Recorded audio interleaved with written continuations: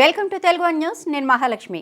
వివేక హత్య కేసు ఇక విచారణ వాయిదాలకే పరిమితమా? ఏపీ సీఎం జగన్ రెడ్డి సొంత చిన్నాన్న వైఎస్ వివేక హత్య కేసులో కడప ఎంపీ వైఎస్ అవినాష్ రెడ్డి మంగళవారం అంటే ఫిబ్రవరి 27న సిబిఐ కోర్టులో హాజరయ్యారు. కోర్టు కేసు విచారణకు మార్చి 12కు వాయిదా వేసింది. పెద్దగా ప్రాముఖ్యత లేని వ్యవహారంలో వివేక హత్య కేసులో సిబిఐ కోర్టు విచారణ మారిపోయిందనడానికి ఈ కేసు విచారణ జరుగుతున్న తీరే నిదర్శనం. కానీ గత ఏడాది ఫిబ్రవరి నుంచి మే నెలాఖరు వరకు మాత్రం ఇహనో ఇప్పుడో అవినాష్ రెడ్డి అరెస్ట్ అన్న వాతావరణమే ఉండేది. అప్పట్లో రాజకీయ వర్గాలు కూడా అవినాష్ అరెస్టు కాకుండా అడ్డుకోవడం ఇక ఎవరి తరం కాదన్నట్లుగానే భావించాయి. ఇక గత ఏడాది ఫిబ్రవరి 24న వివేక హత్య కేసులో ఎంపీ వైఎస్ అవినాష్ రెడ్డి హైదరాబాద్లో సిబిఐ విచారణకు కూడా హాజరయ్యారు. అప్పట్లోనే కోర్టు హాల్ నుంచి బయటకు రాగానే అవినాష్ను అరెస్టు చేస్తారంటూ పెద్ద ఎత్తున ప్రచారం కూడా జరిగింది.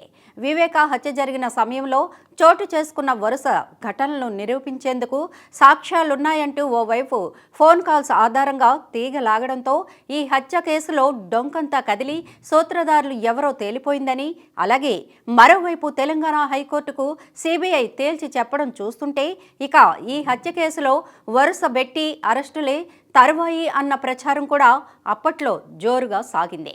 ఇక వాస్తవానికి వివేక హత్య కేసులో అవినాష్ను 2023 జనవరిలోనే అరెస్టు చేయడానికి రంగం సిద్ధం చేసింది. అయితే ఆయన కాల్ డేటాను పరిశీలించి వాటి వివరాల ఆధారంగా కాల్స్ వెళ్లిన వారిని ఓసారి విచారిస్తే ఆ తర్వాత తమ పని మరింత సులువు అవుతుందన్న ఓ ఆలోచనతో అప్పటికి వెనక్కు తగ్గిన సిబిఐ ఆయన ఫోన్ నుంచి వెళ్లిన కాల్స్ ఆధారంగా నాటి ప్రతిపక్ష నేత ప్రస్తుత సీఎం జగన్, ఓఎస్డీ కృష్ణమోహన్ రెడ్డి, జగన్ సతీమణి వైఎస్ భారతి, పిఏ నవీన్లకు నోటీసులు జారీ చేసి వారిని విచారించింది. వారిని విచారించిన అనంతరం అవినాష్ రెడ్డిని విచారణకు రావాల్సిందిగా సిబిఐ నోటీసులు కూడా పంపింది. దాంతో ఇక అవినాష్ అరెస్టే అంటూ అప్పట్లో పెద్ద ఎత్తున చర్చ కూడా జరిగింది. అప్పట్లో సీఎం జగన్ సైతం తన కార్యక్రమాలన్నీ రద్దు చేసుకొని తాడేపల్లి ప్యాలెస్కే పరిమితమయ్యారు. అవినాష్ను అరెస్టు తర్వాత సిబిఐ తట్టేది తాడేపల్లి ప్యాలెస్ తలుపులేనన్న చర్చ కూడా అప్పట్లో జోరుగా సాగింది. జగన్ హస్తిన పర్యటనతో పరిస్థితి సద్దుమణిగిందన్న వార్తలు కూడా అప్పట్లో హల్చల్ చేశాయి. ఆ తర్వాత మళ్ళీ గత ఏడాది మేలో కూడా అవినాష్ రెడ్డి అరెస్టుకు సిబిఐ విశ్వ ప్రయత్నం చేసింది. తల్లికి గుండెపోటు కారణంగా సిబిఐ విచారణకు రాలేను అంటూ అవినాష్ విజ్ఞప్తిని సిబిఐ తోసిపుచ్చింది.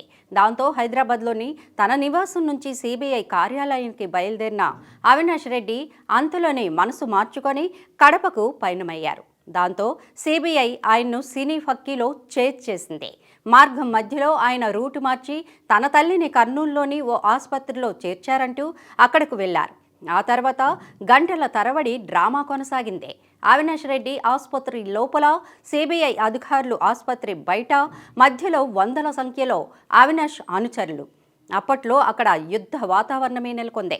అవినాష్ అరెస్టుకు సిబిఐ స్థానిక పోలీసుల సహాయం కోరితే వారు శాంతి భద్రత సమస్య ఉత్పన్నమవుతుందంటూ చేతులెత్తేశారు. దాంతో చేసేదేమీ లేక సిబిఐ వెనుదిరిగింది. ఆ తర్వాత కోర్టు ఆదేశాల మేరకు ఆయన్ను అరెస్టు చేసి సొంత పూచీకత్తుపై విడుదల చేశారు. అంతే. ఆ తర్వాత నుంచి వివేక హత్య కేసులో పురోగతి ఏమిటి అన్న విషయంపై ఇసుమంతైన సమాచారం లేదు. ఇక అవినాష్ను అరెస్టు చేయడానికి నానా హడావిడి చేసి చివరకు చేతులెత్తేసిన సిబిఐ కేంద్ర దర్యాప్తు సంస్థ కానీ రాష్ట్ర దర్యాప్తు సంస్థ అయిన ఏపీ సిఐడి మాత్రం జగన్ రాజకీయ ప్రత్యర్థులను అరెస్టు చేసే విషయంలో నిబంధనలను తుంగలోకి తొక్కేసింది. అర్ధరాత్రి తలుపులు బద్దలు కొట్టుకుంటూ వెళ్లి మరీ అరెస్టులు చేసింది.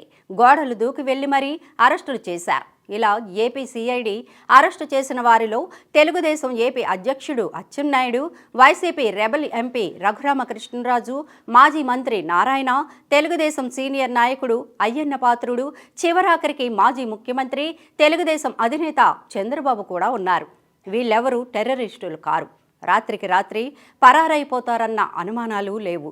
అయినా కూడా ఏపీ సిఐడి పోలీసులు యుద్ధ వాతావరణాన్ని సృష్టించి మరీ అరెస్టులు చేశారు. వందల మైళ్లు కార్లలో తిప్పారు. వైసీపీ రెబల్ ఎంపీపై అయితే 3rd డిగ్రీ కూడా ప్రయోగించారు.